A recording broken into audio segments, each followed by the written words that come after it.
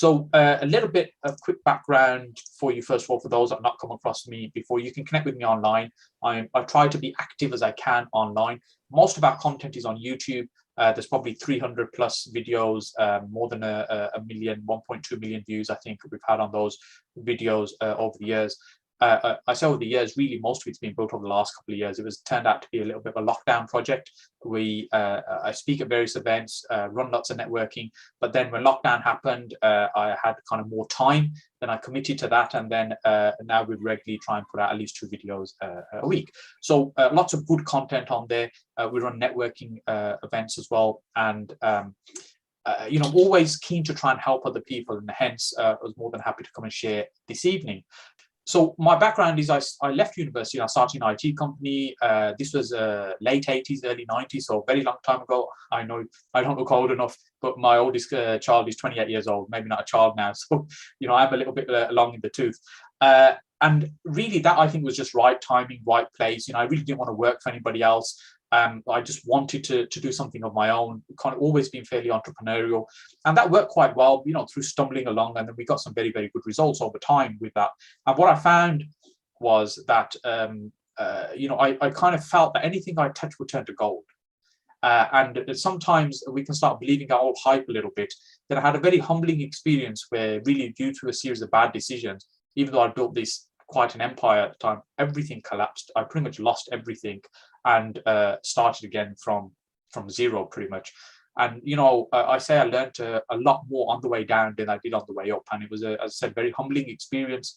And I kind of licked my wounds for a while and kind of blamed everybody else. The reality was the reason I was there in that situation is because of the person I look at in the mirror every morning, I myself. It was the decisions I made, the decisions I chose that got me to where I was. And it was only myself that can get me out of that situation as well.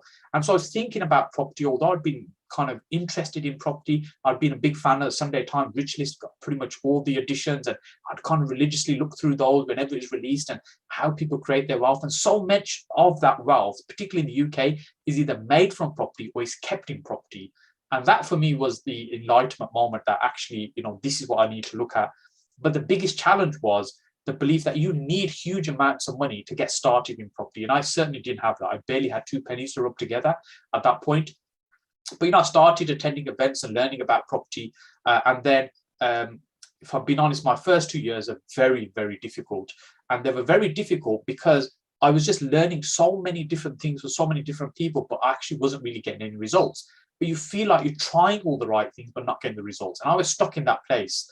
And really the change happened when somebody was already much more experienced than me and said, look, stop doing all these things and just focus.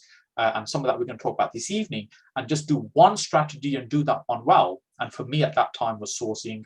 There was a lot of good deals around at the time, huge amount of deals, but very little appetite for people to buy. I started sourcing, selling. Then I started partnering with people rather than just selling the deals. We started doing some buy-to-lets, then flipping property, then some smaller developments, some larger developments, HMOs, smaller ones, larger ones, service accommodation, lots of creative strategies using options. So there's a lot of different things I did over the years. Some of it was by accident because we were just looking at deals. What can we do with this deal? But some of it really was because it was focused and that was intentful. And now what we tend to focus on is still good quality HMOs in Birmingham. We do commercial to residential conversion and also building new property out of the ground. That tends to be our kind of bread and butter. I've been fortunate over the years as we built up this business. There's probably about 700 tenants that we manage across our properties. Not all of them are our properties we manage in HMOs and also service accommodation as well. And then we do some training, mentoring, networking as well. So that's kind of a little bit of a background about me, just for those that have not come across me before in terms of what I do. But the best place to find my stuff is online, and look me up, particularly on YouTube. So most of us have seen this person. We've come across him before. We all know who he is. We might or might not love his politics. I'm certainly not a big fan of his politics. But the thing is, if you understand how he's one of the most successful property developers in the world, and you understand how he's done that, much of that is being done using none of his money. It's about control. It's understanding how to control property rather than own property. And here's his saying, when I first arrived in New York, I had no money, but I didn't let that stop me. I focused on buying real estate with no money. And that's really how he built his business. Now, there was a small matter of his father lent him a little bit of money to get started. That just happened to be $1 million. So, he did have a bit of a head start. It wasn't a case it was ground zero he started at. But the point is, you can learn a lot about success people have achieved by understanding how they've done things and certain strategies they've followed. So one thing I want to do today is give you a little gift. I'm going to have a little competition towards the, actually, what we'll do, we'll announce the winner tomorrow on this. So it may be, if you're live watching right now, you've got a chance to get in the competition. I'm going to give away a copy of his book, where you'll learn how he built literally hundreds of millions of dollars property business without any money, and he shares his story on that. All you need to do is, if you've got one thing that you've got from this evening that you pick up that you've learned, post that on social media, tag me in, hashtag Wealth Academy, which is our training, and then we'll pick one person tomorrow and we'll get the book across, and I'll let Parry know as well who we've picked to do that too. So if there's no post, then the book will still sit on my bookshelf tomorrow, and if there is, there'll be one person that win. Let me let you into a little secret. Most people don't bother, and they just think it's not going to be me. So I'd strongly encourage you. There isn't a huge amount of people on this evening. Give it a shot, and you might be in for winning that. So let's jump into what I want to talk about this evening. Really, it's how do you succeed, not just succeed, but massively succeed in property investing. I've been fortunate enough that I've seen lots and lots of people, and I've been able to help and support people. Because some of the continuation of my property investing journey from when I started getting some progress, I started helping other people, training other people, and I was with one of the larger property training companies, and I ended up working with them for about 9 years, delivering a lot of senior support and delivering a lot of the kind of high-level content for them. Then about 3 years ago, I wanted to do my own thing, and I kind of broke off to do that. So I've had the benefit from being able to see what works and what doesn't work, and why is it that so many people fail. So let's have a reality check. The vast majority of people that start in property fail. And if you look at somebody who's interested in property and we get them together again in about a year's time, the majority will have given up, because it's not easy. Because most people think you press the magic button, you get rich, and hey presto, job done, it's passive income. And some of the people that sell dreams may make you believe it's that easy. The reality is it's hard work. But the rewards are absolutely phenomenal. There's very little else that you can do that produces those kind of rewards. I know there might be some crypto billionaires watching, but that's a completely different thing. It's not the same as building assets in a business. So it's really, these are the kind of the key learnings. These are things I think that most people, if they did differently, their results would phenomenally change. So the first thing is having a clear strategy. And this is something I shared that I massively struggled with at the beginning when I started. There's just so many different ways to invest in property. There's many, many different ways to make money. But how do you pick the right one? Do you pick the right one because you heard somebody else talking about it and you copy that and you think that's the one for me? Or do you actually pick something in a more structured way that's actually going to suit you? Then it's about finding deals. It doesn't matter what strategy you pick. You still got to be able to find those deals to get the deals done to move forward. So you need to have an ability to be able to find the deals. And then the third one is the money to do the deals. It doesn't matter if you've got the best strategy in the world, you've got deals coming out your ears. If you haven't got the money, the ability to be able to fund those, then it isn't going to work either. If you get these three things right, it will completely change your results over the next 1-2 years. So look, they've been massive learnings for me. So I think maybe we should just wrap up the seminar there today now, and sort of that's the job done. That's right, the message delivered. But I'm guessing you want a little bit more. So let's go a little bit deeper on these three things. But these are the three things I want to focus on this evening in the time that we have. So first of all, when it comes to strategies, we get overwhelmed with strategies, and that was really where I really, really struggled at the beginning, because I was in a position where, let's face it, I was in a fairly desperate position. I was broke, and I was trying to find, how do I get started in property?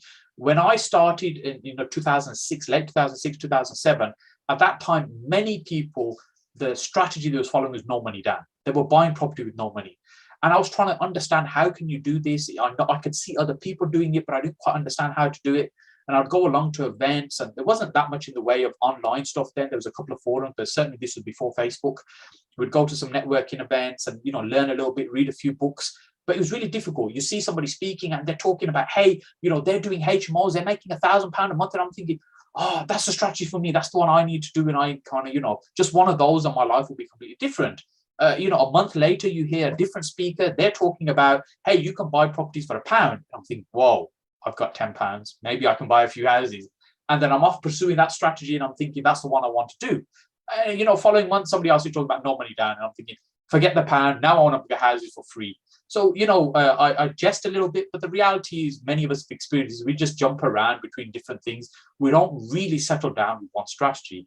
And this list of strategies you can see on the screen, this is not an exhaustive list of all the strategies that exist. These are the ones that I've been through. These are all the strategies that I've done over the years. And not because, you know, they're the brilliant strategies. Some of them been done by accident. Some of them because they have worked really, really well for us. But now we're focusing on a few of these, you know, primarily. You know, if I look at this list, HMOs is still a core part of our business. Flips, when we can get them, service accommodation, again, a core part of the business. The BRR strategy we combine with HMOs, which is how we kind of add value and get the profit, how we get our cash out and be able to get really good cash flow from those developments, new build, commercial to residential, and some planning gain. That's kind of really sort of things that we are spending our time and effort in. So you know, a lot of the stuff that we're doing right now is not because that's, you know, it's down to me. It's because I've been able to build a really good team. I have about 27 staff that work with me in different parts of the business, and that's really why we're able to do many things. But at the beginning, you have to get clear on one strategy. You've got to pick one strategy that's going to work for you. But many people pick the strategy based on what they've seen somebody else do, rather than what might be easy for them, what might be the right strategy for them. And so I talk about, you know, finding your superpower and then matching the strategy to the person rather than you picking a strategy because it sounds like, hey, that sounds like a lot of money. I could do that strategy. Let's do that. And so there's 7 parts of this, I think, that are important to think about when you consider which is going to be the right strategy for you. The first one is really your ability to tap into money.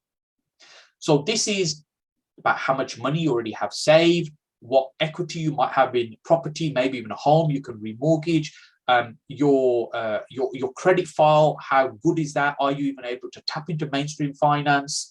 Then you've got things like, you know, people you might already know that have money that may want to work with you, might want to invest with you. These are all ways that you can tap into money. So when we talk about access to capital, it's not necessarily money sitting in your bank. It's what ability you have to tap into money. So for example, if you're absolutely skint and everybody knows is skint and your credit record is appalling, then you're slightly in a more challenged position. But it doesn't mean that there's no strategies available to you. And this isn't a yes/no type thing where put a tick in the box, yes for capital or no for capital. This is really about which to what extent you can access finance. Is it something you've got readily available, or is it something that's going to be more challenging? Because let's face it, if you've got a lot of cash available to you, then there's some strategies you can get results in very quickly. But if you haven't got the funds available, it doesn't mean it can't be done. You just got to find which strategy is going to work better. Is this making sense? Give me a kind of nod or a thumbs up, or yeah. Excellent. So the next one is really the time commitment. How much time do you need to commit to these strategies? So, you know, we're all familiar with buy to lets, and that's probably, you know, when it comes to property investing, I really don't think there's anything such as passive investments. There always is some management involved, some oversight. I think the people who make a complete mess of it and get their hands burnt, who just hand it to somebody else and think it's completely passive, I'm just going to go sit on a beach, because you have no control over what's going on. You have to, as with any business, understand your numbers. You need your reports, monthly reports, what's going on, people that are responsible for doing things. That might even be your letting agent. You don't have to employ people directly, but they're still producing the information, sending you the data. You need to review it and see where you need to improve things. And so the level of time you need to put into strategy will vary.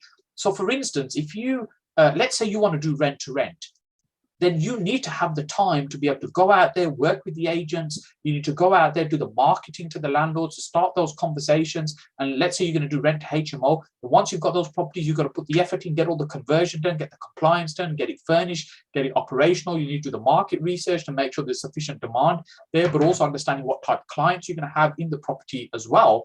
And then hopefully you'll get some tenants that will come in and move into the property, but now you've got to look after the tenants as well, and you've got to manage all of that. So the amount of work that's going to go into, for example, a rent to HMO is very different to say a bog standard vanilla buy to let. So your time availability will also impact which strategy that you should pick. So next is really about skills. Now in property, you're going to need some skills. Different strategies require different skills. Sometimes people think about, hey, look, I don't necessarily have those skills to do that strategy. What I think is important is identifying really, what your superpower is.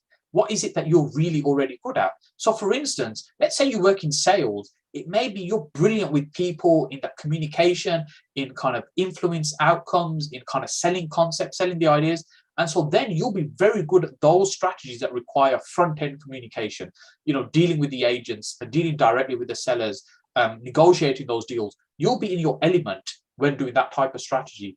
But let's say you're somebody that's much more analytical. You like your massive spreadsheets over 2 screens, and that's you in your element there. If you need to talk to somebody, maybe that's probably not where you like to be. You just like to be with your computer and Excel, for example. And then, you'd think about where is that analytical side going to be more valuable. So for example, let's say you're doing planning gain. Planning gain is really about understanding technicalities about how you can use the legal planning system to add value to property you don't even own. And then you sell that. You never do any work on the properties. It's all about adding paper value effectively. You might be suited more to that. If, for example, you're an IT project manager, then just the fact that you've got project management skills, you're probably going to be able to transfer that over to manage a team of builders. So it's thinking about what skills do you have that could be transferred into the business, your property business that you're going to run. Now, it doesn't mean that, let's say, for example, accounts. I don't enjoy doing the account side. We have, 3 people in our accounts team that kind of work there. I can do the accounts, but it's not something I revel in. So it's thinking about if you can focus on the things you're good at and get even better at those, rather than spending your time and effort trying to improve the ones you're okay at. Because if you're bad or okay at something, you're never going to be awesome at that. Why don't you just focus on the things you are awesome at and be even better at those, shine at those? Making sense? Yeah, excellent. So the next is really about relevant knowledge. What understanding do you already have about the particular strategy?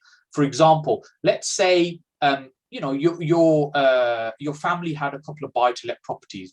That means you probably understand a little bit around how things work, about purchasing, managing tenants, collecting rent, maybe dealing with arrears, rather than no understanding whatsoever. On the other hand, it may be that you are, for example, an electrician as a day job. When you're dealing with property every day, you're dealing with other tradespeople every day, then that knowledge that you've got there, you may not see as relevant necessarily to property investing, but it's putting you ahead because you understand property, you understand the fabrics of property. So it's thinking about what knowledge you already have that might work really well with that particular strategy. And then the 5th one is really your location. Because let's face it, the strategies that work in Birmingham are going to be very different to the ones that work in Bournemouth and very different to the ones that are going to work in Blackpool. So the strategies are different because the markets are different. They have micro markets. And sometimes you'll get kind of generally across the country, something similar is happening. For example, over the last few months, prices have been rising really quickly. There's been massive demand. A lot of people are struggling to get deals. People are being picked at the post by somebody else coming in and overpaying. And that's going on generally across the country. So that's kind of something that's more macro, if you like. But then you get micro markets by understanding your local town and cities and what's going on there, where the opportunities are. And this may be that you're investing on your doorstep, but it might be you've chosen, something that's 200 miles away. But whatever the locality is you're choosing, you have to understand what's the situation with the market there. So, for example, if I'm looking for, say, discounted property and I want below market value property and I'm thinking I want 25% discount in Birmingham, it's going to be exceptionally hard to find that in this market. It doesn't mean it doesn't exist, but actually it's just going to be very hard. So am I going to be doing the sensible thing, spending all my time and energy trying to find those deals? Probably not.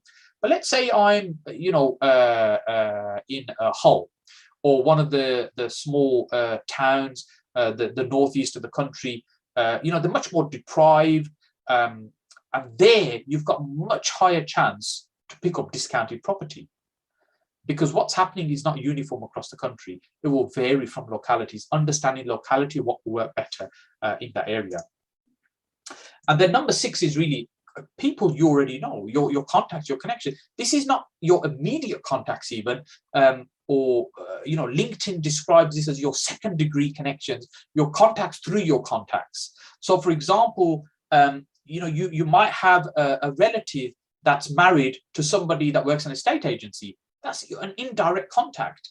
And although you might not have a direct one-to-one relationship with them right now, just the fact that you can use that intro, it just gives you a little bit of a head start. So thinking about your network, your contacts, who do you know, including people on social media you're connected with as well, it makes it so much easier when there is some kind of intro or some connection there to be able to tap into other people. So for instance, if you're looking for rent to rent right now, and you're trying to work with the agents, and the agents are not giving you a time of day, but through a contact you are introduced to an agent, you've probably got a little bit of a better chance. So it's how do you utilize your contacts that you already have, and not your necessarily immediate contacts, but your contacts through your contacts. And finally, it's about the timing of the market, because the property works in a cycle. You have periods where there's a boom, bust, a recovery phase. So the property market's always going in different stages, and different strategies work better in different stages. So for example, let's say in a bust scenario, when there's a decline going on, then things like lease options, purchase lease options, those strategies work really well. Let's say the market is, say, rising, not super fast, but it is rising. Then your flips work really well because you're adding value, but also the market's rising as well at the same time. So it's just understanding that certain strategies will work better. Now, when you pull all these things together, that's 7 different things we talked about in trying to find a strategy. Very few people take the time to really think about which is going to be the right strategy. When you do yourself a little diagram, when we do this, we do some workshops and things. This is one of the things that we focus on, and we do various different workshops. But one of the things we spend a lot of time on is just get your strategy right, because it's going to make a massive difference in terms of your overall success rate. Otherwise, I'm sure many of us have seen this. People will do something for 2 months, 3 months, and then they give up. Then they're after doing a different strategy. 2 months, 3 months, oh, we didn't quite get the result, they're off doing something else, because they haven't really knuckled down to find a strategy that suits them and they work on that. So this generally, this kind of graphic, I forgot what to call it then, this graphic describes a little bit about what we do. So for example, here right now we're doing content we're sharing with you, like blogs, interviews. We used to do weekly lives. We're not doing any right now. We will again soon. Social media content we have a monthly network meeting that we run. I encourage you to, one of the ways to build your network is run little network meetings. You don't have to run these massive ones. Just have people that get together. So when I first started our networking events, it was the Birmingham Property Investors Curry Night. There's about 3 or 4 people who used to turn up for that. That was it. But it was meant we could meet people, talk about property. You can invite people ordinarily you may not get the opportunity to connect with. So, you should try and create your own little networking space. And if you can't, at least go to others. And over time, this is really fortunately has grown quite well. So apart, outside of London, we probably run the biggest property networking events monthly, about 200 people a month. We have at Edgbaston Cricket Stadium for our events. And Property Investors Community is a little bit online support that we do. And Property Insiders Edge is our main kind of entry-level training that we do. So some of the stuff I'm teaching this evening comes from that particular program. These are more kind of 1, 2, and 3 day training programs. This is our mentoring program. So just kind of a little bit about how that works. And, many people, I wouldn't assume you've been on training, but many people that have attended training, sometimes you end up in a room with, literally 100 or 200 people. And yes, you'll get some knowledge from that, but that's not the same as being able to interact with the person that's helping you and supporting you. Our workshop, we try and have about 20 people in there. This is our own training suite that we have. So, it's time, there's an opportunity to really kind of get deep into answering questions and making sure you leave with your question answered. I've been to events where Tony Robbins events, particularly if you've ever been, yeah, Tony, hey, and Tony's on stage about this small because there's about 10,000 other people there as well. It's not really an intimate experience. Yeah, it's great fun, but it's really not the same thing. You're getting information, but I don't call that learning. So we try and create workshops that are quite small, intimate, and really help people to get the answers they want to get them moving forward. I'll just briefly tell you about the program, the entry-level program we do. I'm not going to spend a lot of time on this. And we have programs, our mentoring programs, about £15,000. Most people don't start there. They look at kind of either the entry-level program, which is this one, or they just come along to our monthly property meet, at £20. So one of the things we focus on a lot is finding deals, different way to find deals. And I'm going to touch on some of these in a moment. There's about 4 of these I'm going to share with you this evening. Don't just follow the herd, follow the sheep in terms of trying to find deals. Look at different ways to try and find deals. And then stacking the deals, making sure they're analyzing. Too many people try and force deals to fit. They kind of like file the edges and say, well, if we increase the rent a little bit more and we reduce the cost a little bit, then we're going to get this deal to work. No, you have a set criteria of what's going to work and you stick to that, and that's how you analyze your deals. Some of the software tools that we use to try and get a little bit ahead, and things that identifying, where's a motivated seller. If a property's come up for sale, it's come back off the market, come back on, come back off. If it's for sale and to let at the same time, if it's been up for sale for months, all these are little clues that the seller might be motivated. So we use software tools that help us to identify these things to just, again, accelerate results for us. And negotiating, which is really important in terms of creating win-wins that everybody's happy with. Because, we've done deals where, we've negotiated what we think is, a really good deal. Particularly in the early days I was doing this, I think, yeah, I've got an amazing deal. And what happens is it's not really a win-win. A few weeks later, after I've spent money with the solicitors and searches and, surveys, the seller changes their mind, or they find somebody else. Because I haven't really taken the time to understand them and their needs. But if you're able to do that and you create a bond and create in a negotiation that they're very happy to work with you, then they're going to stick with you and the deal's going to happen rather than going to back out of it. And packaging deals, I think, is really important because finding deals is hard work. But you'll come across deals which are good, but not brilliant. But actually, you might not do it, but somebody else might be interested in doing it. And if you can monetize that, you can, sell that to somebody else, £2,000, £3,000, £4,000. It just means it kind of funds your marketing activity, at least, if nothing else. And even if you're doing one of those a month, it all helps. And that way, if you build a relationship with an agent, they're bringing you deals. You might not buy the deal, but if you can keep that deal moving, or you sell it to somebody else, the agent's going to keep bringing you more. Becoming a money magnet in terms of attracting money. We're going to talk about that today in a short while. Anyway, some of that. And really, but the strategy, come back to strategy, having the right strategy to get the result. They're the kind of some of the things we talk about over that 2-day workshop. As people that are here this evening on, the Project Possible program, will do an amazing deal. You don't have to pay $997. If you're interested, just ping us a message on social media. But let's jump back into the content and let's now talk about the second part, which is deals. So finding deals is absolutely key. All of these things are key, hence 3 keys. But deals, important. You've got to have deals. You've got to have the flow of deals. But which comes first, money or deals? I'd love to know your thoughts. Where do you start? Do you start looking for money first to be able to do the deals, or do you find the deals first? This interactive bit. And if you're having your lunch, stop, unmute yourself. Let me know what you think. Deals. Okay, so we've got deals, money, deals, I guess money. So we've got a mixture of things, right? So here's my view. You need to be doing both. You need to be spinning 2 plates at the same time. It's not one. You've got to be doing them both. But let's talk about them one at a time. So deals, often, the thing is, as we're saying right now, the market's hot. And we all know people, some of us, we know them very well, who spend 4 hours every night on Rightmove. I'm looking for a deal. I'm looking for a deal. I'm going to sleep late today, honey. I'm just trying to find that deal. And we're doing it every day. But the deals are not necessarily going to be found that way on Rightmove, because that's where everybody's looking, right? And then where else do you look for deal? Where else do we find property? There's 3 main places. Where else do we find them? We're looking on Rightmove, so portals, Rightmove, Zoopla, all these places. Where else? Estate agents. Estate agents. We go to the estate agents and we say, hey, I've been on a course this weekend. I'm looking for those 25% discounted deals. What have you got available for me? That's what we're doing, right? And the agent goes, yeah, here's another one. The card goes in the bin. And because they've got a queue of 20 people outside, I'm selling a property. I've got 2 properties I'm selling this week. I've listed one of them. I'm doing viewings on Saturday. I'm going to do the viewings myself. And, I'm just getting bombarded with people trying to get the views in. I'm only going to do them on Saturday. Why? Because I want people to see that there's a lot of other interest as well. And so somebody messaged me and said, can I come Monday? I said, no, I'm only going to do them on Saturday. They said, can I come next Saturday? I said, if you like, but it's very likely I'll have sold the property by then. Do you see? Because that's the nature of the market right now. So what happens with the estate agents? They're not interested in sitting down and building a relationship with you. When I was when I first started, agents was the easy way to start, because the market I was in was the opposite of what it is right now. The reason it was the opposite, because at the moment, there's a huge amount of money in the marketplace. There's a huge demand, but the stock levels are low. So the supply is low, but the demand is high.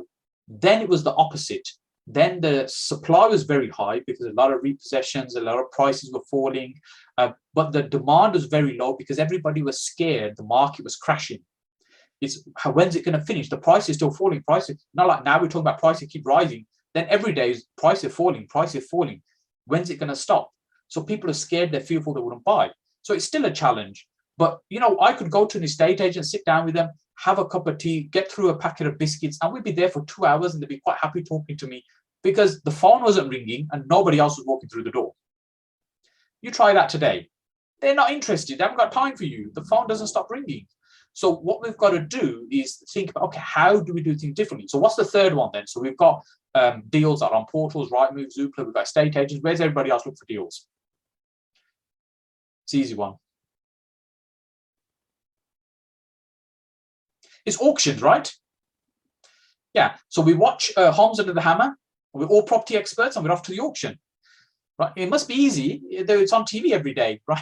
So that's the 3 places most people look, but they're the hardest places to find deals. So Jeet's asking me what period I'm talking about. I'm talking about kind of like 2008, 9, 10, around that time. It was really difficult kind of in terms of raising finance, which is one of the reasons it was there were so many deals around as well. Now, when one of the auctioneers locally to us, they do very well. What they do is they'll list a property, let's say it's worth £100,000, for argument's sake. They list it at £20,000 as a guide price. What happens? It causes a frenzy. People are queuing outside to get into the auction because they think they're going to buy a house for 20,000. They are not going to buy a house for 20,000. It's misleading to grab attention to really get people there. And what happened? People get carried away. The house doesn't sell for 100,000. The house sells for 110,000. So you're not going to get the deals in the auctions in that way. However, there are some tricks which I'm going to share with you in a moment. So the point I'm trying to make is, look, this is what everybody's doing. You can't follow everybody like sheep. You have to look at how can we look outside the box? Where are the opportunities outside the box? And so I was talking about 41 ways. I want to share 4 ways with you quickly. How are we doing for time? Okay, we're okay. I have no idea where I am time-wise. So if I'm going over, just let me know. So let's talk about planning portals first of all. We all know what planning portals are. Well, if you don't, essentially when you make a planning application, they get listed onto a portal. It's general public information. Everybody can see what planning applications are being made. You might be thinking right now, Saj, what on earth are you talking about? Where are the deals on planning portals? Well, let's break it down a little bit. Somebody makes an application for planning. Let's say it gets refused. Ultimately, when we talk about finding deals, what we really mean is we're looking to talk to people who are motivated and keen to sell.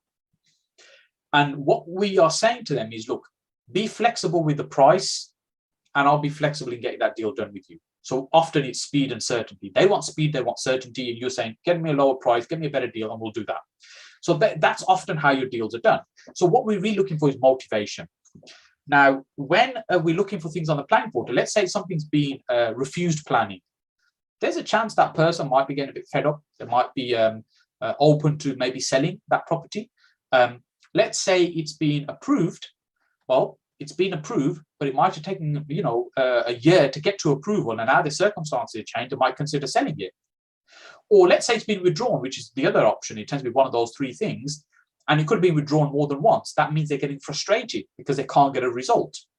So by just writing to the people who are going through planning of any sort, whether it's been approved, declined, or withdrawn, And if let's say, for example, your items money has been approved, they say, hey, congratulations on the approval for your planning. I'm just reaching out to say, if you'd be interested in selling or maybe leasing your property, please give me a call. I'd really love to speak to you. That's it. And let's say it's been declined. Say, I'm really sorry to hear your planning application declined. If you even consider selling or maybe even leasing, I'd really be interested in having a conversation with you. That's it. And if it's withdrawn, you might just say, hey, look, I noticed that your planning application has been withdrawn a few times. And if you would consider selling, I'd really, like to speak to you. That's literally all you're doing, because what you're trying to do, you don't do one of these essay letters that I get. I mean, I pull my drawer out to some of the letters that we get, as a landlords. The page is like 3 pages long. I'm thinking, you are not a wordsmith. You are not an expert in being able to sell in the written form. Your letter has one objective, is to get the person to call you. That's it. So keep it really short, 1 paragraph, that's it. 1 call to action, phone me, nothing else.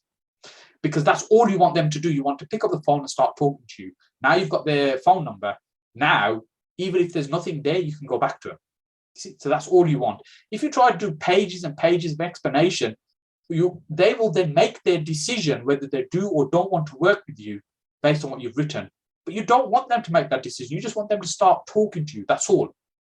And so with motivated sellers, which is really what we're talking about finding here, what you want to do is first identify them and just start a conversation. Many of the deals we do started off as, hey, I'm not interested in that. I'm not interested in your proposal. But that doesn't mean what they're saying. Firstly, it's not personal. It doesn't mean they don't like me and, I'm offended. It doesn't matter. What they're saying is, no, that doesn't work for me. But it's no, not never. It's just no, not right now. And that's really important to remember, because motivation also sometimes you can see as frustration, and frustration will increase over time. So let's say, for example, somebody's getting divorced and you're reaching out to them about, hey, you're selling right now, let's have a chat. And they say, no, we're not really interested in your, low offers or whatever it might be. Let's say 4 months have gone by. They've already made the decision that they hate each other and that they want to part ways. They might be getting more frustrated in 4 months' time if they haven't sold and be open to a conversation. And it may not necessarily be you're doing a straightforward purchase. You could do something more creative where, for example, you're partnering with them, adding value to the property, selling, and they're making a profit without buying, but you can allow them both to go away. You see, so you can start getting creative because people will work with you when they're motivated. So it's just really what we're trying to do is identify the motivation, start the conversation. So planning portal is a very easy way. Very, very few people do this. And which is what I'm trying to do, share with you a few tricks and ideas that you may not necessarily have thought about. Mortgage brokers. How are mortgage brokers going to get you deals? Well, let's break this down then. Mortgage brokers, they arrange finance, now often successfully, but sometimes they can't get the mortgage. Sometimes the person is not mortgageable. Sometimes they can't get the right loan to value that they need, i.e. borrow the amount of money they need. Sometimes it might be a broken chain and they can't fix that. Sometimes it can be a credit history issue. They are the first people to know there's an issue in raising finance. Now, some of those people might need to sell. Some of those people might need to fix that chain. Some of those people might be very keen to work with you because they need to get something resolved. Not all of them. But if you've got a relationship with a mortgage broker and you're working with them, all the mortgage broker has to do is say to the client, hey, look, I'm sorry, this is not going to go through, or this isn't happening, it's been declined, refused, or whatever the case might be. But I've got a friend, they're involved in property. Maybe, if you have a chat with them, they might be able to come up with some other solutions. Would it be okay for me to introduce you to them? That's all the broker's doing. Getting their permission, putting them in touch with you. And then your job is to understand what's going on in that situation, understand the circumstances, and see if you can find a solution to their problems. That's really what we're doing as property investors. You're kind of a social worker, really. And if you can find solutions to problems, you'll do deals. So really, I put mortgage broker here, but there's many other professionals that fall into the same category.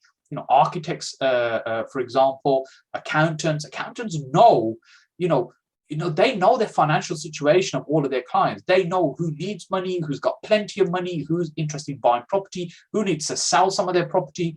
Again, it's just building that relationship with them, getting them to refer to you, and you look after the person. Everything's done, above board. Nothing underhand, nothing dodgy going on here. Do you see? It's making sense. Yeah, excellent. So next one is unsold at the auction. Now, if somebody goes to the auction to sell a property, it's usually seen as the last resort. it usually means they are really keen to sell, so they've gone to the auction to try and get it sold. 28 days, they're going to get their money. That's their belief, right? Now, let's say it doesn't sell in the auction. Where does that leave them? What are the other options? They're very limited. What else can they do? There isn't much more they can do if they're in that situation. Now, there's three ways really to buy at the auction. One is on the auction day, you come and stick your hand up, yes, I'll have that. The other way is you agree a deal before it goes into the auction, so it gets withdrawn in the auction, or it gets, sometimes you'll see it as sold prior. That means the deal's already been done before the auction day. Other times it can be done afterwards. So, for example, it's not sold. You go to the auctioneer, say, hey, look, I'm still interested, and you strike a deal. However, the best deals are done when it's not sold and it goes stale. What do I mean by that? You wait 4, 6, 8 weeks, and then you reach out to the seller. If the property's still unsold, you just send them a note. How do you get these details, by the way? So let me just give it a big thing. Well, how am I going to find these people? Well, they have legal packs. Legal packs have all the details in them. You download the legal packs, all the information there. The solicitor's details, the owner's details. And there's a number of times that we couldn't find the owner necessarily, and we just sent an email to the solicitor. We notice your client is selling the auction. If they're interested in selling, please ask them to call us on this number. That's it. Do you see? So you can get in touch with people straight to have a direct conversation with them. And now they are a month, 2 months after the auction. Not everybody, but some of those might be very open to having a conversation with you about structuring a deal. Do you see? How many people do these things? They don't. Very, very few people do these things. And they're for sale by owner. So what we're talking about here is people that don't necessarily want to work with agents or don't want to pay the agents. They're trying to sell the property themselves. The advantage is, let's say you're trying to do something creative like an exchange with delayed completion, assisted sale, or one of these fancy, more kind of creative strategies that you can do and make phenomenal amounts of money from. And you go and talk to these agents, say, hey, look, let me explain how this is going to work.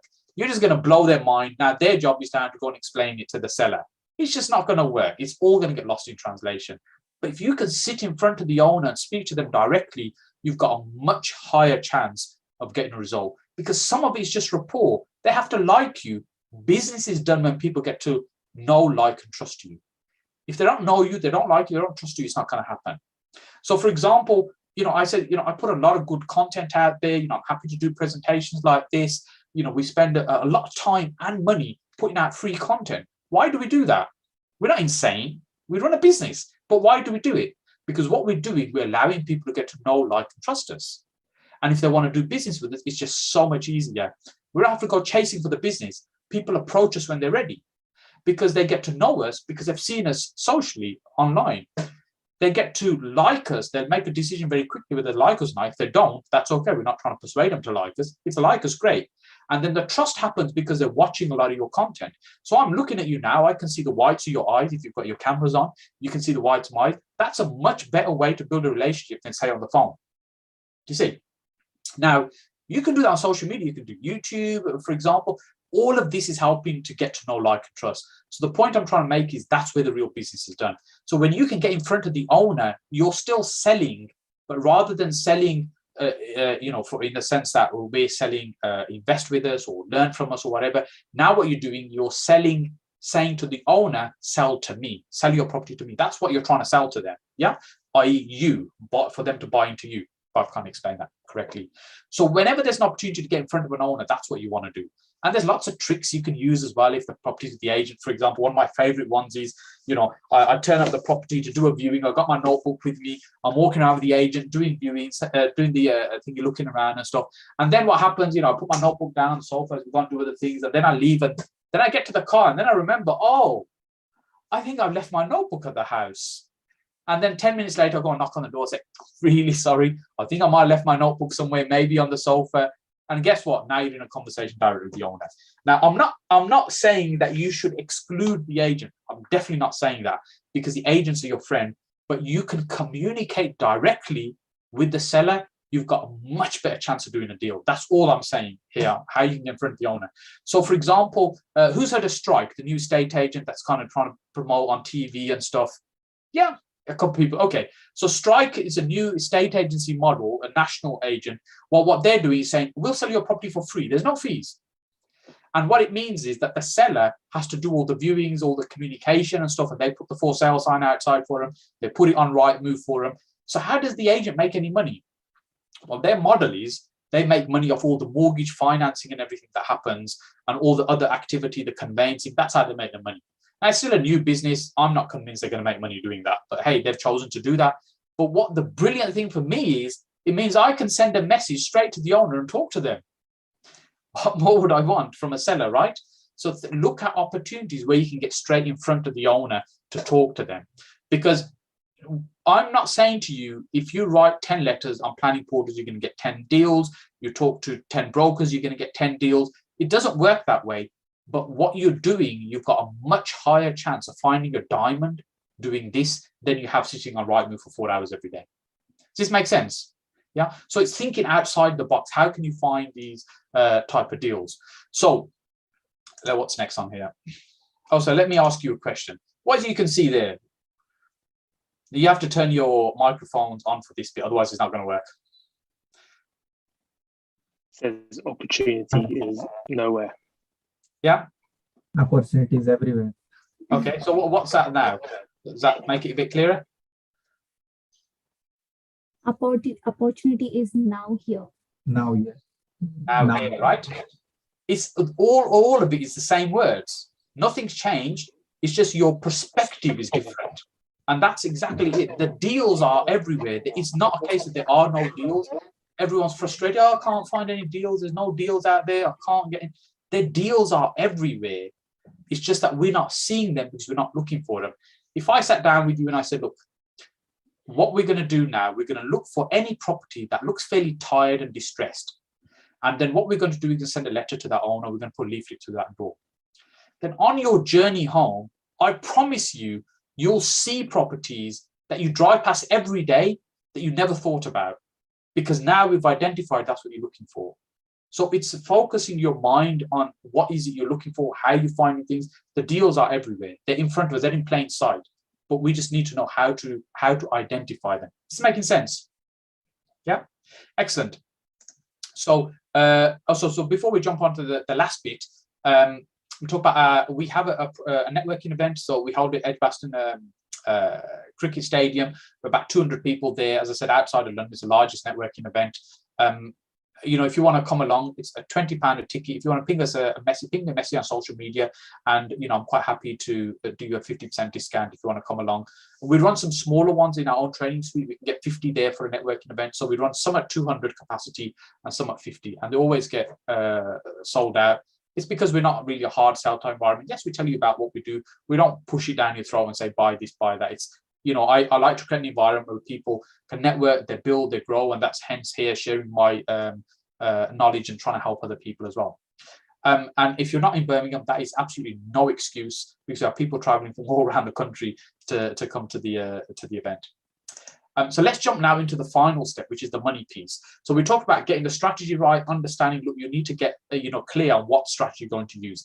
Then it's a case of being able to find deals. Don't just kind of follow the herd, look at outside the box. So let's talk about now money in terms of funding deals. How do you find the money to fund deals? What really, the reality is there's about $1 trillion a day that exchanges hands. There's no shortage of money.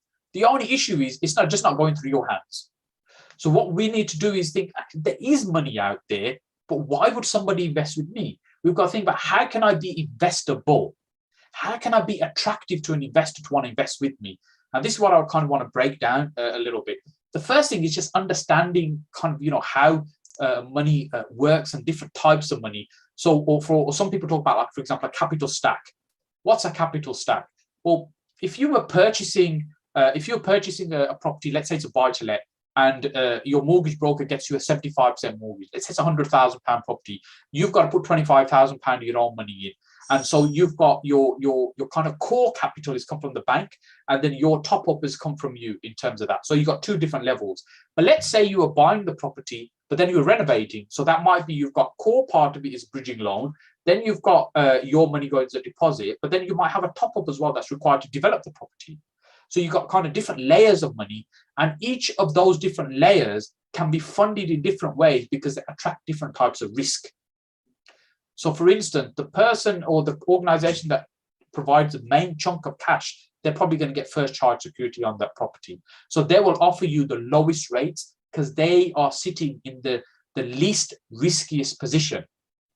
Whereas the person who's giving you the top-up money to be able to do the renovation, when you start taking that property apart and you start using their money, and if they need to get their money back very easily, they're not going to be able to. See, so they're sitting in the highest risk part. So what you pay for that will probably be higher. So first of all, it's understanding there's different layers to money, and it's not all money is all equal. It's depending on what it's going to be used for, and depending on what it's going to be used for, you'll probably pay a different amount for it. And then there's different types of funding. For instance, we talk about your mainstream funding being your banks, your first-tier banks for your buy-to-let type mortgages, for example. Then you've got your specialist finance like development finance, bridging finance, that kind of thing, crowdfunding. As being some of more modern methods or ways of funding deals. But then, I mean, the third method is my favorite, which is other people's money. That's essentially how I built my business. I still do that today. We use other people's money to buy property, to renovate. Most stuff we buy for cash. We use investors' money. We buy for cash. We renovate and flip, or we renovate and refinance. And we do that with investor money. When we refinance, we then go on to mainstream bank finance at that point. But, attracting other people's money is just about being investable. Why should they invest with you? Now, before we look at kind of why they should invest with you, it's understanding also there's a couple of different ways you can structure deals. So, for instance, you can, actually, just before we do that, let's just talk a little bit more about other people's money. When you're trying to raise money from somebody else, you have to think about if you were going to invest that money in yourself, would you do that? So if you're out there looking for £100,000 and you've got a certain proposition of a deal, for example, what that's going to look like and how it's going to work, and if you had the money and the shoe was on the other foot, somebody else approached you, would you invest your money in that person? Because what are you going to be thinking about? You're not necessarily always going to be thinking about return on capital. You're going to be thinking about return of capital. Is my money safe? Am I actually going to get it back? Are they going to make a mess of this? What's their experience? What's the chance of this deal going wrong? How thorough is their due diligence? How competent or experienced are they? So all of these things are going to be going on in your mind if you're thinking investing with somebody. In the same way, when you're trying to raise money, you have to be aware of these things. And look, everybody has to start at the beginning. Nobody starts midway. Everybody starts at the beginning, which means everybody starts with no experience. So not having any experience is not the excuse when it comes to raising money, because you can still de-risk your project. If you're brand new and you haven't done any investing and you're out there trying to raise £100,000, you've got to be able to demonstrate to your investor how they are not going to lose money. And that could be you've got other people with you that are more experienced, more expert, that can help you, support you to make sure you don't get your fingers burnt. Because if the project goes well and you make some money, you'll be happy. A few people hear about it. If your project goes wrong and you lose money for the investor, everybody will hear about it. And that'll be the end. There'll be no more raising money. So you have to be, exceptionally careful when you're using other people's money and not take silly risks. So I talk about when people investing with me, I say, look, what you're going to get with me is modest to good returns. You are not going to get outstanding returns because we don't take outstanding risks with other people's money. And so, people make their own decisions of what they're comfortable doing. So there's plenty of money out there. You just have to be attractive to the investor as to why they should invest with you. And social media is a very easy, very powerful way of doing that by just sharing what you're doing. This is not, hey, I've got this amazing deal, come and invest with me, because there's some FCA rules around how you can ask for money, what you can and can't say. More guidelines rather than rules. But this is really just about sharing your journey. Hey, I've been out to look at this property today. I think it's going to be potentially a really good HMO. I'm excited about it. I'm crunching the numbers. I think our investors are going to be able to get a really good return on this. You're just seeding the idea that you work with investors. You're not saying, hey, give me your money, come invest with me. See, when you're doing that all the time, what happens? It's so much easier when you need to raise money. The thing is, the best time to find money. Let me into a little bit secret. Come a bit closer. The best time to find money is when you're not looking for it. That sounds crazy. Why would I be, trying to find money when I don't need it? Well, try getting an overdraft from the bank when you really need it. They're throwing money at you when you don't need it, right? So what you do is you make sure you're attractive for investors. So you've got lots of conversations going on. You know, you talk to somebody, you meet somebody, they're interested in investing with you. You think, fantastic, I'm off now to find a deal. You go off, you look for a deal, you come back 2 months later, you say, oh, I've got that deal we talked about. Are you ready? Oh, I hadn't heard from you. I've actually bought some crypto instead. See, it's not guaranteed they're your investor.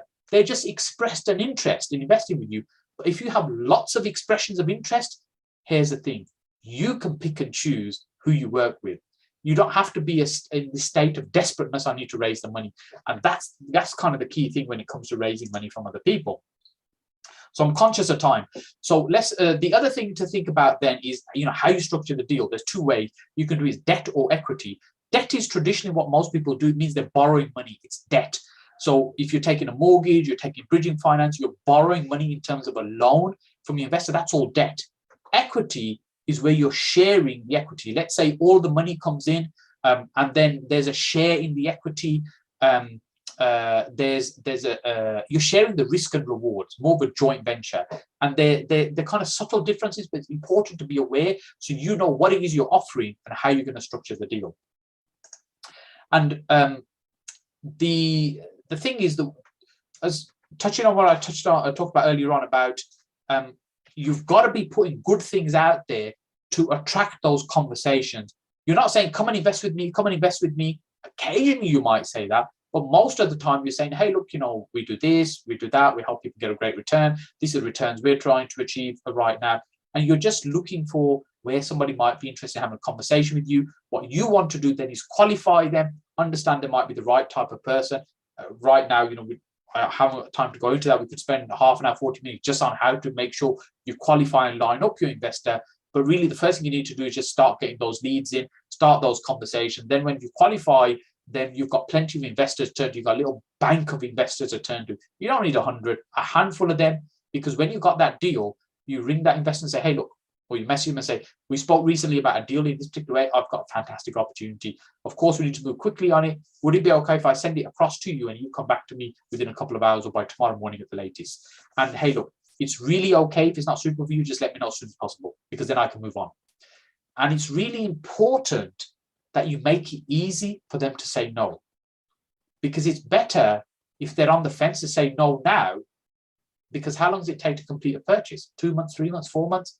You don't want to know on the day of exchange a text or a call that says, hey, Saj, you know, we were going to invest in this property, but actually, you know what, we've had a slight change of mind. Good luck with it. Thanks, bye.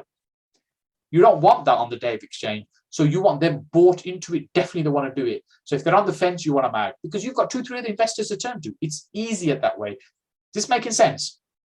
Excellent. Okay, good. So look, I'm going to wrap up for questions in a minute. Can I get some more water, please?